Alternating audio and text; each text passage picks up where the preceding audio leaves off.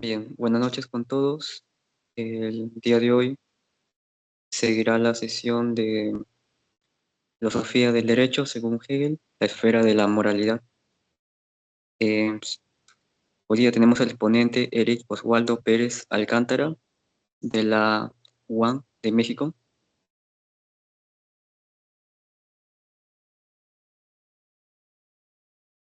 Les voy a dar una breve reseña de él. Él es licenciado en filosofía por la Universidad Autónoma Metropolitana de la Ciudad de México, eh, en filosofía moral y política por la Universidad Autónoma Metropolitana. Participación como ponente en coloquio Encrucijadas filosóficas con la ponencia Hegel, Libertad y Responsabilidad Modernas. Participó en coloquios como Filosofía de la Guerra con la ponencia Reconocimiento y Soberanía Exterior en la Filosofía del Derecho de Hegel. Áreas de interés. Las áreas que más le interesan son filosofía moral, ética y política, y su investigación es en torno a la filosofía de Hegel acerca del vínculo entre la ciencia teológica y los principios de la filosofía del derecho. Adelante. Muchas gracias, Luis. Bueno, para empezar la exposición del día de hoy, quisiera pues comenzar primero con algunas formalidades. Me gustaría hacer un agradecimiento en lo general a la Universidad Federico Villarreal, que realmente a través de sus dos asociaciones, la de estudiantes y la de filosofía, EBOE, pues brindan estos espacios para la reflexión filosófica, los cuales pues son de lo más valioso. Y pues un agradecimiento también en lo particular a mi colega y amigo Luis Fernando Burneo Seminario, quien también me ha brindado una comunicación extraordinaria. Realmente nuestro objetivo al inicio de esto era hacer una exposición en torno al derecho abstracto, la primera parte de la filosofía del derecho. Y bueno, pues por la buena respuesta que tuvo la primera exposición, nos dimos a la tarea ahora de hacer todo el ciclo de conferencias para completar este texto de Hegel. También hago un agradecimiento a todos a los que están presentes en este momento y a los que posteriormente puedan consultar este material, puesto que su interés es el que motiva que todo esto sea posible. Bueno, sin más, me gustaría trabajar como trabajamos la vez anterior, hacer una exposición donde puedan ustedes ir viendo los puntos que voy a ir siguiendo y sea provechosa para todos, ¿no? No nada más para que me vayan siguiendo en mis palabras, sino también puedan ir viendo los conceptos y en caso de que tengan que hacer anotaciones, pues hacer las correspondientes. Entonces, les voy a compartir un material.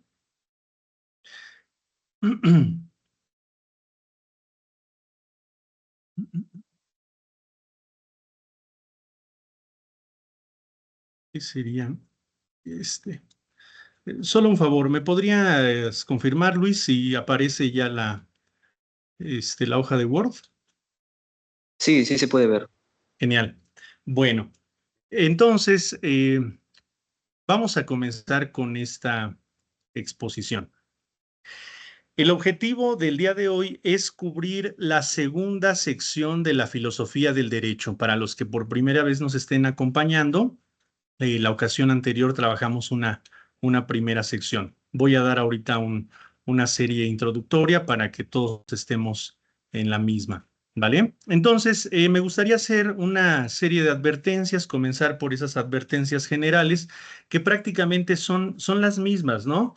La primera advertencia para todos nuestros oyentes, que en la filosofía del derecho opera un movimiento lógico. Ese es de lo más importante. En lo específico, para todos los que nos dedicamos a la filosofía de Hegel o para los que están interesados en la filosofía de Hegel, hay lecturas contemporáneas que han propuesto que Hegel puede ser rescatado, puede ser analizado provechosamente si hacemos a un lado su parte metafísica y si nos concentramos en su parte más concreta, específicamente en la historia y en la política. Eh, Pensamos que no. En el seminario de la Ciudad de México pensamos que la lógica atraviesa cada uno de la producción filosófica de Hegel. Entonces, dicha esta advertencia, vayamos a la división para dar un poco de contexto. La filosofía del derecho está dividida en tres secciones. Se divide en el derecho abstracto, que es el que tenemos ahí subrayado. Lo pongo subrayado porque ya lo hemos cubierto. Posteriormente aparece la moralidad, que es la que nos va a ocupar el día de hoy. Y finalmente, la esfera de la eticidad, que si todo sale bien, estaremos trabajándola por ahí del día 30. Bueno, entonces, estas tres esferas, es interesante reconocer que estas tres esferas no son temas separados, no son temas independientes. Claro que se puede hacer un análisis, claro que se puede hacer un tratado por separado de cada una de estas secciones, pero lo cierto es que pertenecen a un movimiento global. Están inscritas en un movimiento mucho más amplio, que es el movimiento de la voluntad libre. Y esa voluntad libre se está desplegando lógicamente hacia un horizonte, hacia la idea de la libertad. Decíamos en nuestra primera exposición, el objetivo en general, dice Hegel, el objetivo de la filosofía del derecho es alcanzar la idea de la libertad. Entonces, es la idea, la lógica interna que mueve a la filosofía del derecho. Bueno, eso como una primera advertencia. Como segunda advertencia, vamos a reconocer que ya que vamos a trabajar esta esfera de la moralidad, no hay que entender a la moralidad como un punto de partida. No es que cada uno de nosotros tenga un interés sobre la moralidad y salgamos hacia el libro de la filosofía del derecho y digamos, a ver qué dice Hegel en torno a la moralidad. No, la moralidad es un momento que irrumpe. La moralidad es un momento que aparece, es un momento de desenvolvimiento, no es un tema aparte. La moralidad es un resultado del movimiento lógico de la libertad. Entonces, dicho así, hay que entender lo que existe detrás de la moralidad, cuáles son los pasos que hemos seguido, cuáles son los pasos que dimos en la exposición anterior para ver hacia alcanzado este horizonte de la moralidad.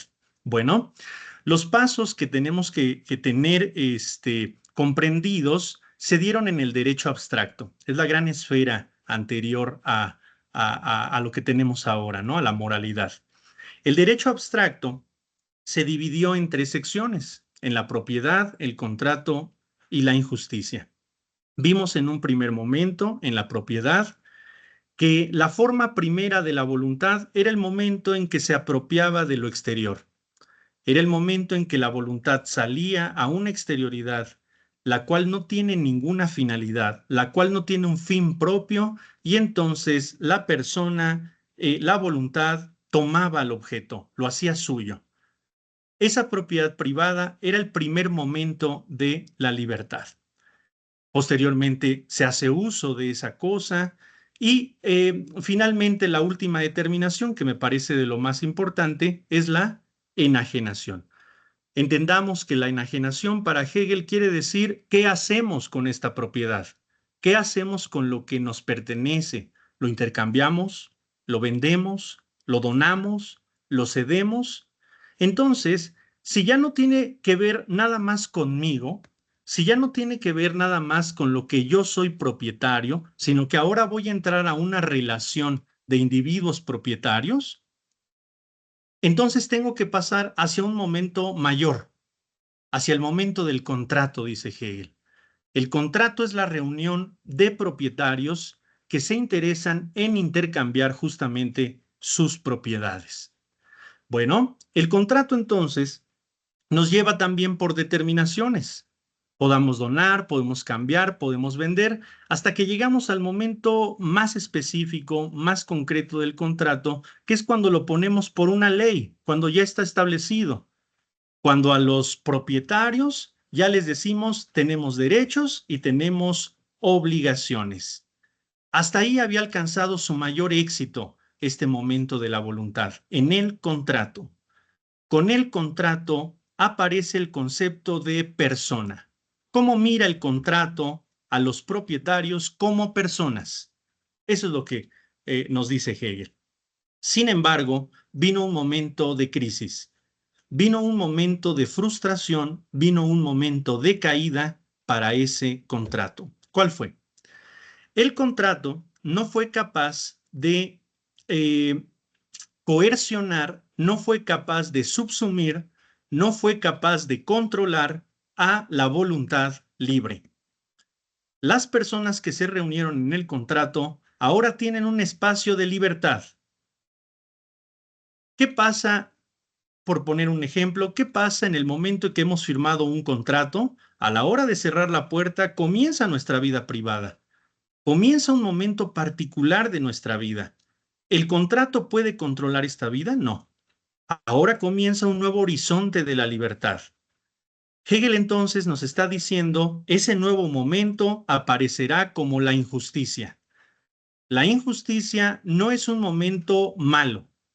La injusticia no es un momento que solamente hay que prever racionalmente o que solamente hay que tener cierta consideración de que pudiese aparecer. No, la injusticia es un resultado lógico. La injusticia va a aparecer porque las individualidades se saben libres y puede ser libre de violar, de rechazar, de no obedecer lo establecido en el contrato. La última forma de la injusticia, dice Hegel, es la violencia. La violencia es el daño al derecho. En la violencia ya lesionamos el derecho y lesionamos a otra persona. ¿Cómo vamos a resolver ese problema? Así es como ha terminado la primera sección, así es como se va a inaugurar la nueva forma, con una voluntad que ha dañado, con una voluntad que ha rechazado al derecho. Entonces, Hegel nos dice que el entendimiento, es decir, esta forma de vida que está integrada en la representación, el entendimiento como una forma inmediata con la realidad, trata de resolver el problema de la violación o de la violencia al derecho. ¿Cómo lo va a intentar restaurar? Eh, la primera forma, la forma más primitiva, la forma más natural, dice Hegel, es la venganza. Con la venganza creemos restaurar el derecho. Nos sentimos dañados, el derecho se siente dañado y ahora hay que restituirse. Y el modo más inmediato de restituir será a través de la venganza. Hegel nos dice, pero esto no será, esto no tendrá ninguna objetividad, esto no tendrá ningún alcance bueno, esto no conducirá a nada bueno. ¿Por qué? Porque la venganza es una arbitrariedad. Porque la venganza cree compensar con esta ley del ojo por ojo y diente por diente. Y dice en un parágrafo Hegel, parece que nos sentiríamos satisfechos de ver al criminal o sin dientes o sin ojos. Y parece que entonces ahí ya nos sentimos restaurados del derecho. Pero ¿en dónde poner un freno? ¿Dónde limitar la venganza y que la venganza no se vaya simplemente a un camino infinito, a un camino inacabado del cual no podamos salir? Entonces Hegel dice, no podemos eh, restaurar la justicia a través de la venganza. Lo que tenemos que crear es una justicia punitiva, no vengativa. Lo que tiene que restituirse es el derecho, no darle lo que le corresponde al criminal. Tenemos que volver a restaurar el derecho. Bueno, así es como terminó la primera sección, con un conflicto, con el delito. Pero el delito, más allá de ser un problema real, el delito ha revelado un nuevo horizonte de la libertad, el horizonte de la libertad particular, el horizonte de las libertades subjetivas. Ese es lo que Hegel llamará la moralidad, la libertad por sí misma. Bueno, con esta antesala, entonces, yo creo que ya podemos pasar a la primera sección o a la esfera realmente, a la esfera de la moralidad. Me gustaría entonces que para esta sección pudiéramos leer este parágrafo 105, que es donde se abre la esfera de la moralidad, y así resolver algunas dudas de las que pudiesen aparecer en la lectura. Dice Hegel, El punto de vista moral es el punto de vista de la voluntad en cuanto no es meramente en sí, sino por sí infinita. Hago una pausa. La voluntad no solo en sí, sino por sí. Eso es lo que está advirtiendo Hegel. El contrato solo alcanzó a ver a la persona como una voluntad en sí. El contrato nos hace firmar con otros propietarios, pero el contrato solo supone que somos libres. Nadie obligó a nadie a la hora de firmar el contrato. Fuimos libres de firmar lo que íbamos a firmar. Pero qué vayamos a hacer en nuestra vida privada, eso el contrato ya no lo puede verificar. Eso es lo que Hegel entiende por libertad por sí. Ya no solamente es lo en sí del contrato, lo en sí del objetivo. Ahora es la libertad que tenemos en la privacidad, en nuestra individualidad, en nuestro propio pensamiento que entiende como diferente lo del contrato y su propio pensar. Dice Hegel más adelante. Esta reflexión sobre sí de la voluntad y su identidad existente por sí y frente al ser en sí, es decir, al contrato, y a la inmediatez y frente a las determinaciones que se desarrollan en este ámbito, determinan a la persona como sujeto. El sujeto, entonces, es el protagonista de la moralidad, ya no es la persona. Persona es el que firma el contrato, el que dice responder a lo que el contrato establecía. Ahora el sujeto es el que comienza su vida privada, el que comienza su vida día a día y que tiene que elegir lo que él quiere más allá del contrato. Entonces, parágrafos más adelante aparecerán dos de los conceptos fuertes o dos de los conceptos protagónicos de esta sección de la moralidad, que es tanto el de subjetividad como el de moralidad. Por lo que respecta a la subjetividad, Hegel nos está diciendo que esa es la nueva determinación del concepto. La subjetividad es la reflexión interna. La subjetividad es ese pensar, esa reflexión sobre sí. Y eso es lo valioso de esta sección de la moralidad, ¿no? Nos dice, solo en la voluntad, en cuanto subjetiva, pueden ser efectivamente reales la libertad y la voluntad existentes en sí. Hegel está advirtiendo entonces que si nuestro proyecto filosófico o el proyecto de cualquier nación es alcanzar un estado donde se garantice la libertad, si ese estado no garantiza en primer lugar la libertad de la subjetividad, entonces no es la libertad lo que se va a realizar ahí. Lo digo de otro modo. Hegel está diciendo que el construir un estado verdaderamente libre, tiene que garantizar la libertad individual, tiene que garantizar la libertad de pensamiento.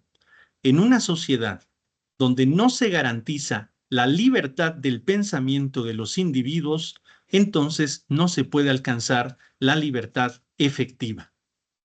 Eso es lo que nos comenta en esta sección, ¿no? Por lo que refiere a la moralidad, entonces, la moralidad es ese momento de nuestras propias determinaciones. La subjetividad nos enseña simplemente que somos libres de pensar. La subjetividad es toda esta potencia individual que tienen los sujetos, toda la potencia y la capacidad de nuestro pensamiento, pero ahora falta determinarla. Ahora falta elegir algo dentro de toda esa capacidad reflexiva. Eso es lo que atiende la moralidad, la autodeterminación de la voluntad libre, lo que tiene que ver con sus móviles, con nuestros propósitos, es nuestra interioridad. Esa interioridad, dice Hegel, es inviolable. Esa interioridad es inaccesible. Esa interioridad es la libertad del pensamiento. Muy bien. Entonces, sigamos a los siguientes parágrafos de esta primera parte. Y Hegel introduce el concepto de voluntad subjetiva, es decir, de una voluntad que reflexiona sobre sí y que se va a autodeterminar. Hago un breve espacio para todos aquellos que se dedican a la teoría política de Hegel, pues sin duda aquí está presente lo que el día de hoy se llama la teoría de la acción, es decir, todas las determinaciones por las que pasa el pensamiento para ponerse como una realidad existente. En fin, continúo. La voluntad subjetiva. La voluntad subjetiva, nos vuelve a repetir Hegel, que es lo formal de la voluntad. La voluntad subjetiva es ese momento de la voluntad que se sabe diferente al derecho que existe en sí, se sabe diferente al contrato, la voluntad que se sabe diferente a la ley, la voluntad que se sabe diferente a lo que está puesto en sí. Es esta voluntad que se sabe en su interioridad, en su propia reflexión. El mismo Hegel dirá que el valor del ser humano justo está en esto, en esta interioridad, en lo que somos capaces de reflexionar y determinar para nosotros. Esta voluntad subjetiva atraviesa por tres momentos. El primer momento es el momento del límite. Es importante esta parte del límite porque Hegel nos está diciendo que entre toda la posibilidad que tenemos, toda esa posibilidad que tenemos para reflexionar, es infértil porque no elegimos nada. Verdaderamente es libertad hasta que elegimos, nos decía en la introducción. Es libertad hasta que nos limitamos. El límite no es cortar nuestra libertad. El límite no es dejar a un lado buena parte de nuestra libertad para conformarnos con un cachito de esa libertad. No. Hegel nos está diciendo, el límite es un límite puesto por mí. El límite es una decisión. El límite es una autodeterminación. Y ahora bien, eso que elijo no se queda en la abstracción. Viene el segundo momento, el momento de trasladar eso hacia la existencia, de ponerlo en la realidad, de brincar esa barrera de la mera abstracción y ponerlo como existencia concreta. Finalmente, lo opuesto, lo que he reflexionado y puesto en la realidad, debe de ser idéntico a mí. Debo de encontrarme puesto en esa realidad. Tiene que haber una identidad entre lo pensado y lo accionado. Lo digo de mejor modo. Tiene que haber una identidad entre la reflexión y lo que se pone como existencia resultado de esa reflexión. Este es el derecho de la voluntad subjetiva, dice Hegel. El derecho de la voluntad subjetiva consiste en reconocer lo que yo pongo. Lo que está ahí, ahí tiene que estar mi voluntad. No se me puede imputar cosas que yo no he hecho. No se me puede colocar como una acción mía si en la acción que está presente en el mundo no estoy yo. No lo reconozco como la forma de mi voluntad. Eso es lo que dice Hegel. Bien, seguimos adelante. La voluntad entonces determina su propio contenido. Hegel nos dice que este contenido tiene que ser nuestro, tiene que ser nuestro propósito. El contenido de la voluntad no debe de estar determinado, esto es muy importante, no puede estar determinado ni por un poder externo ni por la naturaleza. Hegel por eso afirma que los únicos a los que no se les puede imputar algo, es decir, los únicos que no tienen un derecho moral, los que no tienen derecho de su subjetividad, son los niños, porque no pueden autodeterminarse, dependen de un pensamiento mayor a ellos, y los locos. Es decir, en la medida que la voluntad no sea consciente de su propia decisión, entonces no es una voluntad libre. Bueno, Eh, Sigue adelante Hegel, dice, ya que determinamos esto como lo mío, ya que lo sé como forma de mi voluntad, eh, ese contenido de la subjetividad tiene dos posibilidades, como una especie de moneda. Lo que yo he elegido pudiera coincidir con las leyes del Estado, pudiera coincidir con el contrato, pudiera coincidir con el derecho en sí, pudiera coincidir con lo que es exterior a mí, pero eso sería una casualidad. Aún la voluntad no sabe, no tiene bien definido cuál es el bien que tiene que conducir su vida.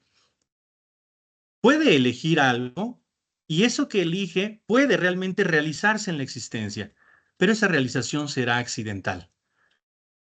Entonces puede estar la otra posibilidad. Lo que elegimos puede no coincidir con la realidad, puede no coincidir con lo objetivo del derecho. Finalmente, Hegel nos está diciendo que cuando ponemos nuestra subjetividad en la existencia, cuando ponemos nuestro pensamiento en la realidad, entramos a una relación mucho más amplia. Ya no solamente nos encontramos nosotros. El poner nuestra voluntad, el poner nuestro bienestar, el poner nuestro pensamiento, eh, es un momento, ¿no? El estado donde se pone eso es un momento donde todos ponen también su bienestar. Decía Hegel en el parágrafo 4 de la introducción, el derecho es el terreno de lo espiritual. El significado de esto es no vayamos a pensar que vivimos solos. No vayamos a pensar que la libertad es algo que se goza en la interioridad. No. La libertad de a de veras, la libertad efectiva, es lo interior y lo exterior realizados en un mundo objetivo. No es nada más una individualidad abstracta. Entonces tenemos que atravesar por el terreno de la subjetividad universal, nos dice Hegel. Finalmente, el último concepto que sirve como introductorio para el terreno de la moralidad es el de acción moral.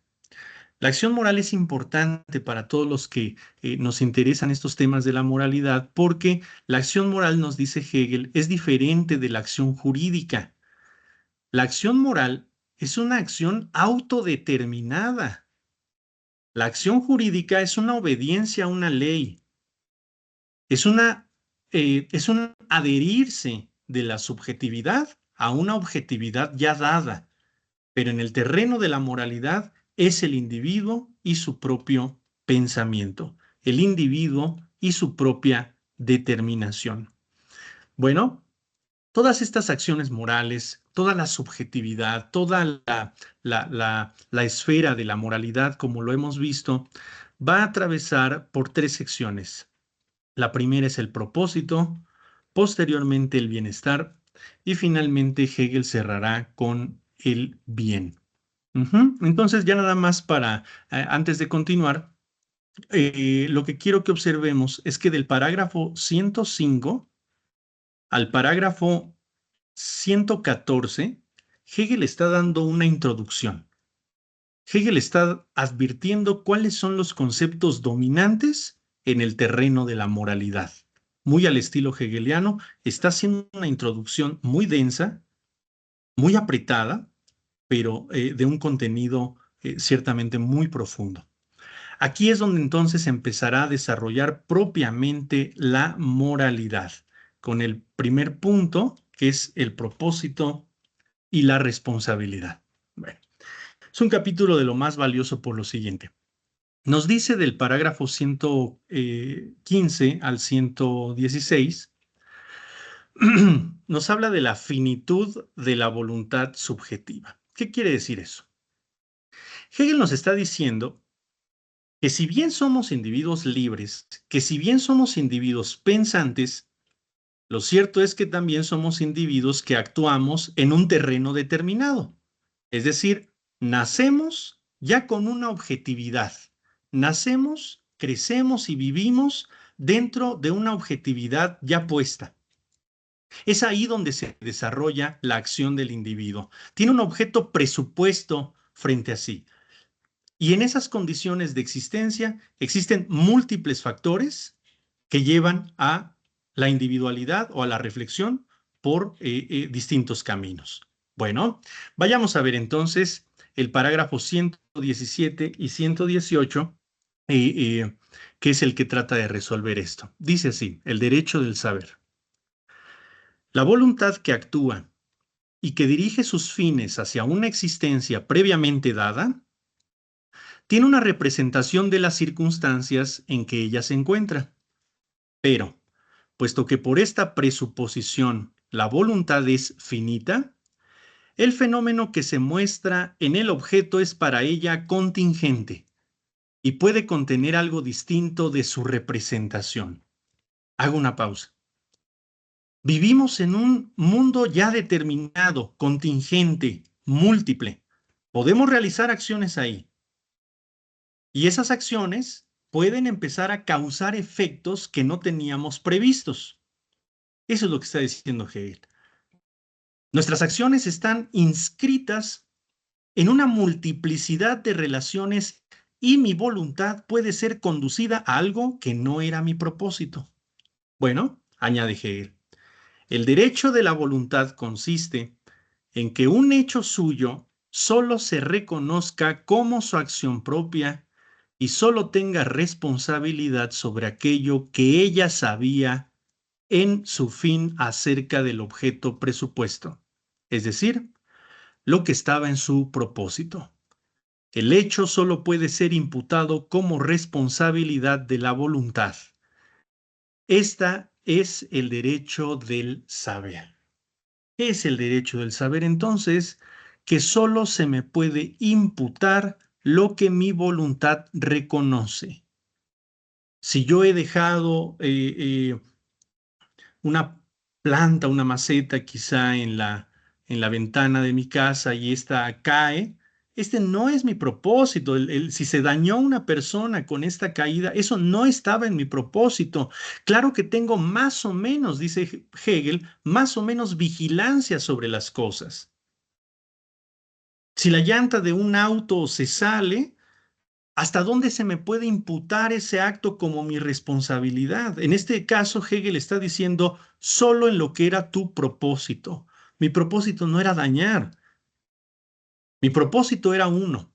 El problema es que estamos en múltiples circunstancias y estas circunstancias pueden llevar a mi voluntad por un lugar que no era el que pretendía, el que no era su propósito. Solo quiero que se me impute lo que estaba en mi saber. Eso es lo que dice en este derecho del saber. Bueno, Hegel llega al segundo momento, a la intención y al bienestar. En esta sección, Hegel amplía ese horizonte del que estábamos hablando, el horizonte de las circunstancias. La voluntad no solamente tiene que reconocer su propósito, no solamente tiene que saber lo que quería, lo que lo que su pensamiento pretendía. También la voluntad tiene que reconocer todas estas circunstancias que están a su alrededor. También tiene que saber reconocer la multiplicidad de la objetividad. Si a la hora de encender una fogata, mi propósito solamente es encender, ya sea para calentarme, ya sea por algún placer, bueno, también tengo que reconocer cuáles son las condiciones que me rodean. La voluntad no tiene escondites, es lo que nos está diciendo Hegel.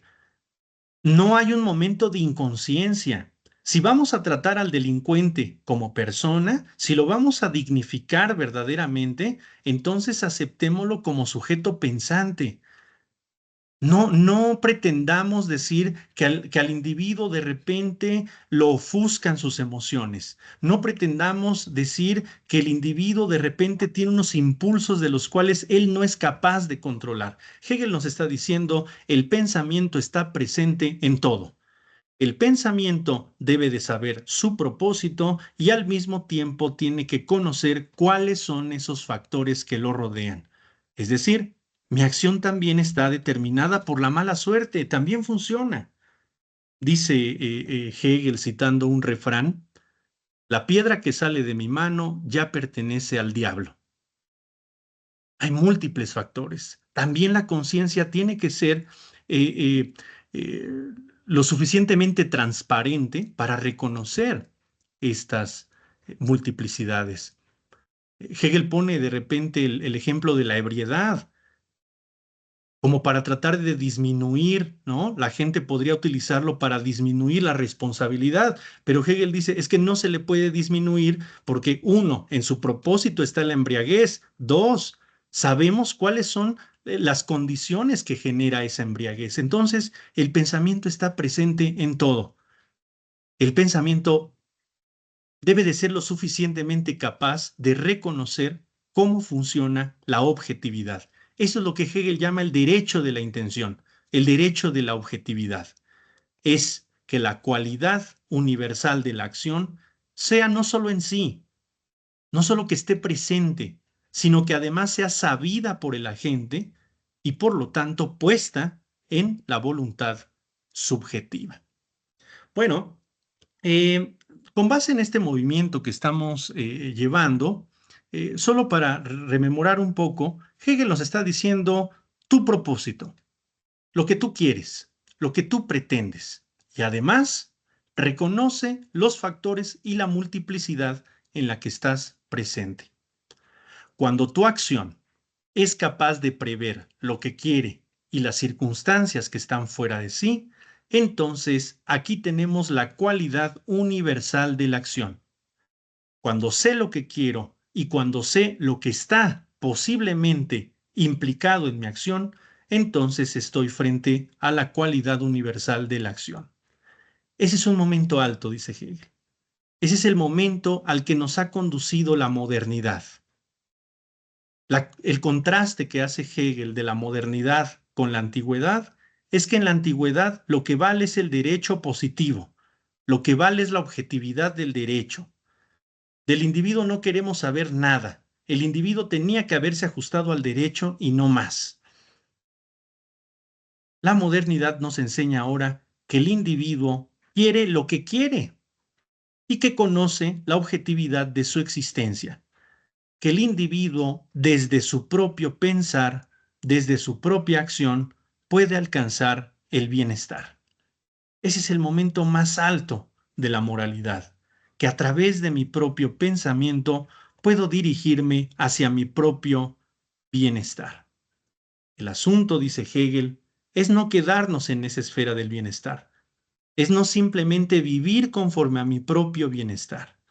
El objetivo, el verdadero proyecto hegeliano es el bien con mayúsculas.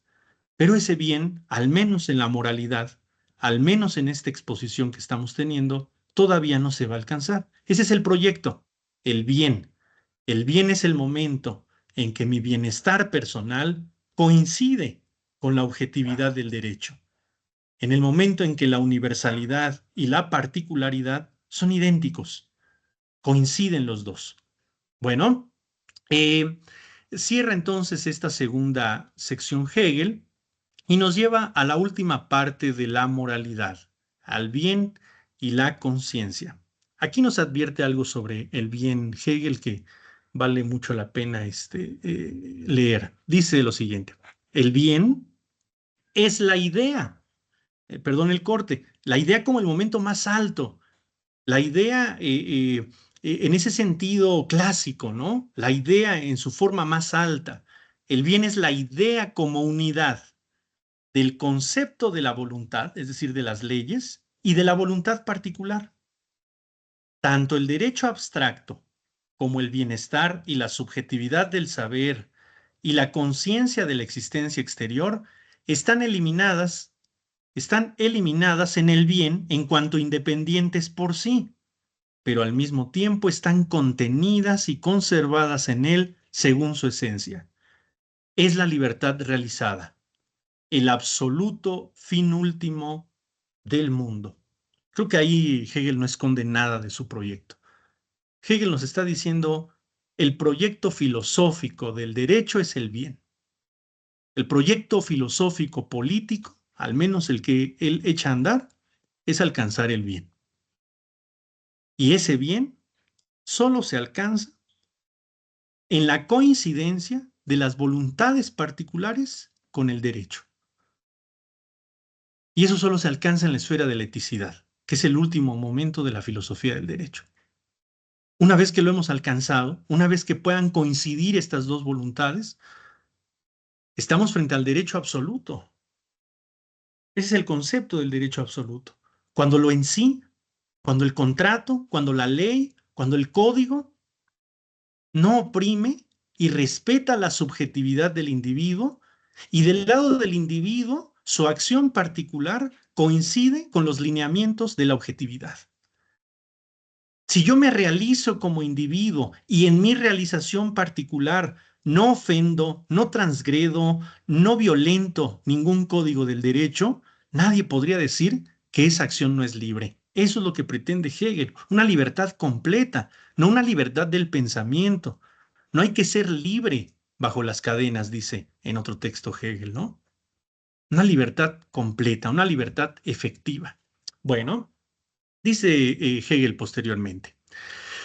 El bien, entonces, tiene que ser lo que tenemos que imprimirle a la voluntad subjetiva. Tenemos que darle a las particularidades la idea de que tienen que alcanzar el bien, que tienen que coincidir con el derecho. Sí, pero Hegel está diciendo, es que parece que hasta ahí llega el margen kantiano. Kant, del cual Hegel se dice deudor, Kant dice, obedece la ley por deber, o sea, imprímete el bien, imprímete la objetividad, tú como subjetividad, y obedécela. ¿Por qué? Porque debes. Porque racionalmente es lo que debes de hacer. Hegel está diciendo, no, no es de esa manera. Hegel incluso está preguntando, a ver, ¿qué es ese deber? ¿Qué es lo que tengo que imprimir como el bien? Si yo nada más le digo a los individuos, tienes que obedecer el bien, lo que les estoy dando es una idea abstracta. Lo que les estoy dando es una esencialidad, dice Hegel. Esa esencialidad se tiene que determinar. Esa esencialidad tiene que pasar por el terreno de la objetividad. No tiene que quedarse en una pureza intacta y que además, pues no queda definida muy bien qué es ese bien. Ese es el problema que va a empezar a encontrar la subjetividad. Ese es el problema de la moralidad. La moralidad quiere lo universal, sí. El problema es que, ¿qué es eso universal? ¿Qué es el bien que tengo que imprimir dentro de mí? No queda lo suficientemente claro en las teorías anteriores. Por eso Hegel pregunta, ¿qué es el deber? Y dice, actuar conforme al derecho y preocuparse por el bienestar propio como el universal, el bienestar de los demás. Perfecto, perfecto. Pero es una mera formalidad. Es una formalidad sin contenido. Aún no sé cuál es ese bien que estoy persiguiendo. Es válido perseguir el bien. Es necesario, como conciencia moral, perseguir el bien. Pero ¿cómo está definido ese bien? Bueno, como la subjetividad no encuentra qué es ese bien en la objetividad, entonces viene el problema de su propia definición. La subjetividad con su propia fuerza, la conciencia moral con su propia formalidad, con su propia potencia del pensamiento, intentará crear ese bien. Intentará darse su propio contenido, dice Hegel, ¿no? Y entonces, desde sí misma, esa moralidad va a juzgar lo que es bueno, esa moralidad va a juzgar lo que le conviene, pero también en ese contemplarse solo a sí misma puede caer en una conciencia mala. Ujú. Y esa conciencia mala, pues va a atravesar por tres categorías que justamente son las que se tienen que evitar. La hipocresía, dice Hegel. La hipocresía es cuando yo respeto, yo creo que eso es más presente de lo que a veces quisiéramos, ¿no? La hipocresía es ese momento donde digo respetar el derecho. La hipocresía es el momento de la subjetividad que reconoce lo en sí del derecho, pero una vez que sale, una vez que tiene que lidiar con su vida privada, en esa vida privada es un espanto con lo que hace, ¿no? Esa es la hipocresía, dice Hegel. La hipocresía es suponer que estoy obedeciendo al derecho, pero moralmente conducirme con otras determinaciones. Posteriormente está la parte de la vanidad. La vanidad ya la trabajó Hegel en la fenomenología del espíritu y le llamaba el alma bella, la conciencia bella. Y esa alma bella pretende quedarse en su propia subjetividad. El alma bella se autodetermina el bien y cree que su bien o supone que su bien no necesita un contraste, no necesita una experiencia con lo material, no necesita una negación, puesto que se basta a sí misma, una autoafirmación únicamente, una convicción, que es lo mismo que pasa en la sección de la ironía.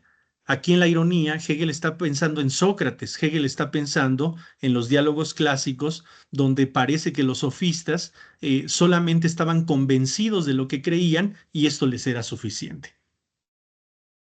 Entonces, si otras filosofías colocan a la subjetividad como lo más alto, Hegel es una filosofía que nos está diciendo, claro que es valiosa la subjetividad, claro que el asumirnos como individuos pensantes es una de las cosas más grandes que ha alcanzado la modernidad. Pero si esa subjetividad solo se basta a sí misma, si esa subjetividad cree encontrar el bien universal solo en su propia reflexión, entonces podemos caer justo en todo lo contrario del bien, en la mala conciencia, en una equivocación. Entonces, este último paso que está dando Hegel en esta sección es realmente una crítica a la subjetividad. Es una crítica a pensar que somos individuos que nuestra reflexión tiene que ser lo suficiente, tiene que ser la totalidad de las determinaciones, ¿no? Hegel está proponiendo que hay que volver a unir lo que está fracturado. Hay que volver a unir lo que se ha presentado en dos horizontes de manera separada. Por un lado, en el primer capítulo analizamos el derecho que terminó en el momento del contrato, la objetividad del derecho, el derecho en sí. La injusticia hizo brotar un nuevo momento de la libertad, que es la libertad subjetiva, la libertad moral. Ahora hay dos esferas separadas, pero que realmente ya están dentro de un movimiento más amplio, solo que aún no está demostrado. La objetividad del derecho y la subjetividad ya pertenecen a un movimiento más amplio de la libertad, pero hace falta esa restauración, hace falta esa reconciliación. A la subjetividad le falta el contenido de la objetividad y a la objetividad le falta el reconocimiento de la subjetividad. Esto no se logra aquí, esto únicamente se logra en la esfera de la eticidad, el momento en que volvemos a vincular la libertad particular y la libertad objetiva. Ese es el tránsito que está haciendo Hegel y justamente con esto cierra la esfera de la moralidad. Bueno, pues esta es la exposición que yo les presento en torno a la moralidad y pues por mi parte sería todo.